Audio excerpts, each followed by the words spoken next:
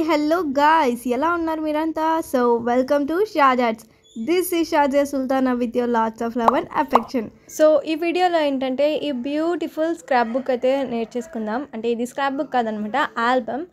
And దీంట్లో నేను ఇంత చిన్న పిక్స్ ఎలా పెట్టాను ఇదంతా కూడా ట్యూటోరియల్ మీకు క్లీన్గా నీట్గా ఎక్స్ప్లెయిన్ చేస్తానమాట. సో వీడియోని ఎక్కడ కూడా స్కిప్ చేయొద్దు, ఇది మరీ అంత లెంతీగా ఉండదులేండి. సో ఇంకా లేట్ చేయకోకుండా మన వీడియో స్టార్ట్ చేసేద్దాం. Let's get started.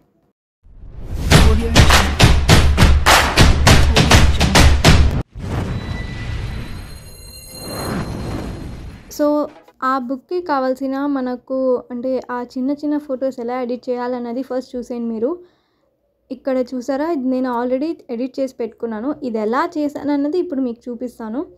అంటే ఇది కొన్ని కామెంట్స్ నేను స్క్రీన్ షాట్ తీసుకున్నాను చూడండి. ఇప్పుడు సెలెక్ట్ చేస్తా, 6 సెలెక్ట్ చేశాను నేను. అండ్ ఇక్కడ చూసారా ఒక ఆప్షన్ కాలేజ్ అని, ఆ ఆప్షన్లోకి అయితే వెళ్ళి మీరు ఇలా సెలెక్ట్ చేసేసుకోండి. అంటే ఇలా ఎడిట్ చేసేసుకోండి. మీకు ఏది కావాలో ఎంత కావాలో ఇలా క్రాప్ చేసేసుకొని మీకు ఓకే అనిపిస్తే ఇలా టిక్ మార్క్ అయితే కొట్టేసేయండి. ఇది మీకు గ్యాలరీలో అయితే సేవ్ అయిపోతుంది. అండ్ ఇక్కడ 9 ఆప్షన్ కూడా ఉంది. అంటే 9 ఫొటోస్ మీరు సెలెక్ట్ చేసుకోవచ్చు, మీ ఇష్టం అనమాట.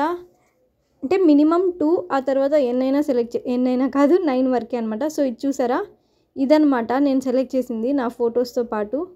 సో ఇది హాఫ్ పేజీ అనమాట, A4లో హాఫ్ పేజ్. సో చూసారా, ఇప్పుడు మీకు చూపించినదైతే ఇది. అండ్ దీంట్లో ఇలా నేను 9 అయితే ఎడిట్ చేశాను అనమాట.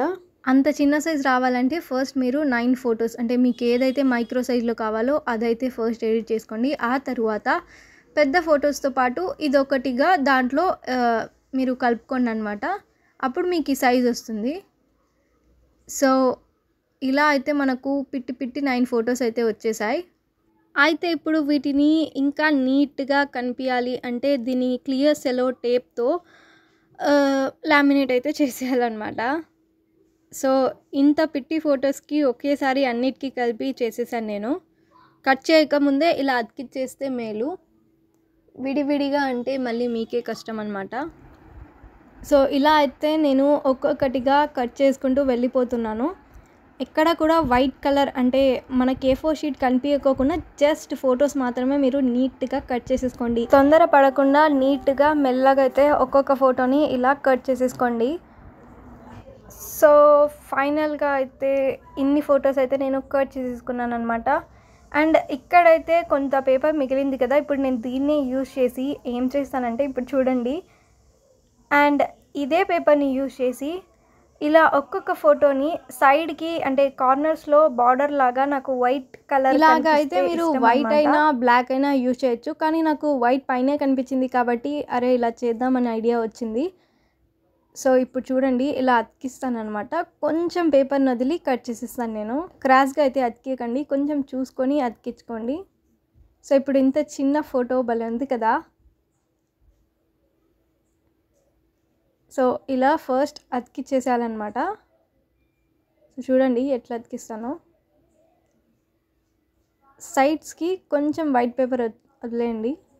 సో ఇలా వదిలేసి కొంచెం వైట్ పేపర్ వదిలేసి ఇలా కట్ చేసేసాను అనమాట. సో ఇప్పుడు ఫోటోకి ఇంకొంచెం లుక్ అయితే భలే ఉంటుంది.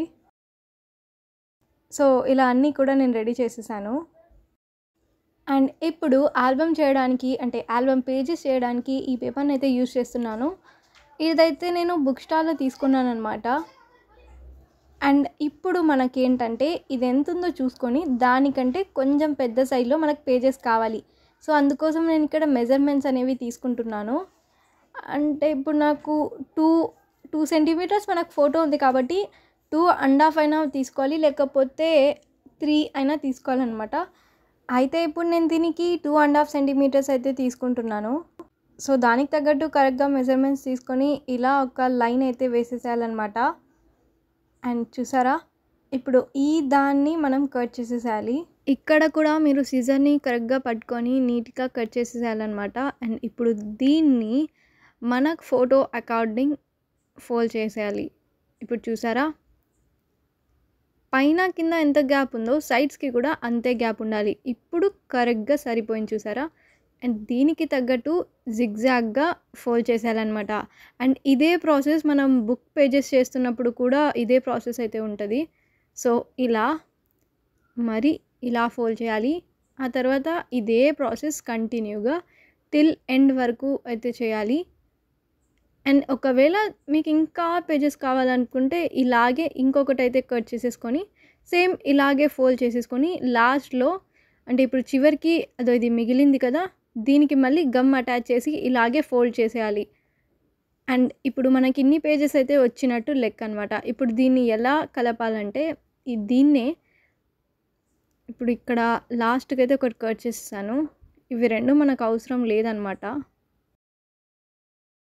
సో ఇందాక చెప్పా కదా, మీకు ఒకవేళ ఎక్కువ పేజెస్ కావాలనిపిస్తే సేమ్ అలాగే కట్ చేసుకొని అదే ప్రాసెస్ ఫాలో అయ్యి లాస్ట్లో అయితే ఇలా అని చెప్పాను కదా. సో ఇదన్నమాట అది.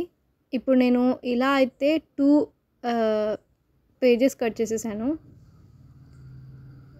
అంటే 2 లైన్స్ అయితే నేను తీసుకున్నాను. ఇక్కడ 2 లైన్స్ కూడా కట్ చేసేసి ఇలా అయితే ఫోల్డ్ చేసేసాను.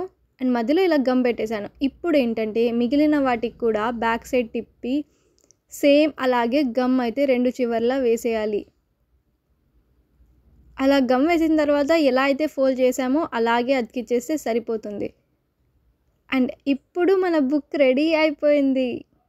ఇప్పుడే ఎంత క్యూట్గా ఉంది కదా.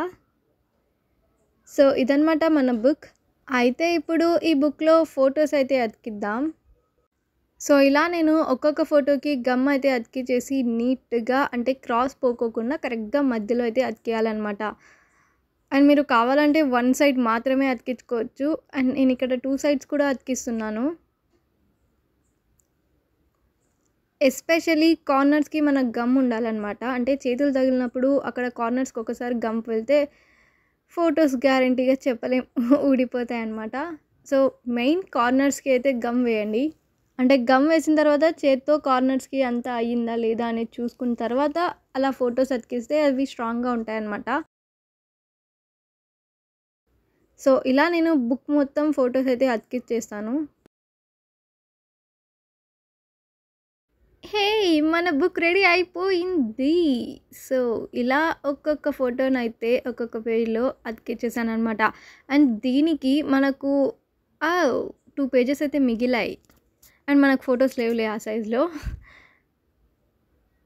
ఎంత క్యూట్గా ఉంది కదా. అండ్ ఇక్కడ ఒక పేపర్ని అయితే తీసుకొని దానికి గమ్ నిండా పేపర్ నిండా గమ్ అతికిచ్చేసారనమాట.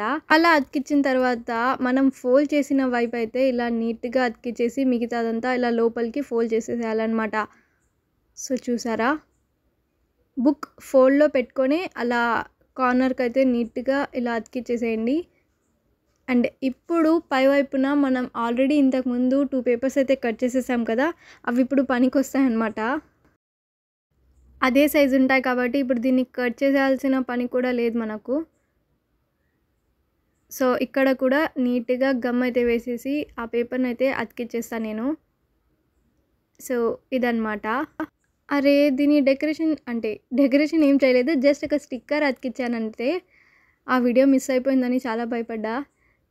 సో డెకరేషన్ ఏం చేయలేదు, ఒక స్టిక్కర్ అతికిచ్చా అంతే పై వైపున. మీరు కావాలంటే హెడ్డింగ్ కూడా రాసుకోవచ్చు. సో వీడియో నచ్చిందా? అయితే లైక్, షేర్ అండ్ సబ్స్క్రైబ్ చేసుకోండి. అండ్ ఈ వీడియో ఎండ్ వరకు చూసినందుకు చాలా చాలా థ్యాంక్స్ అనమాట.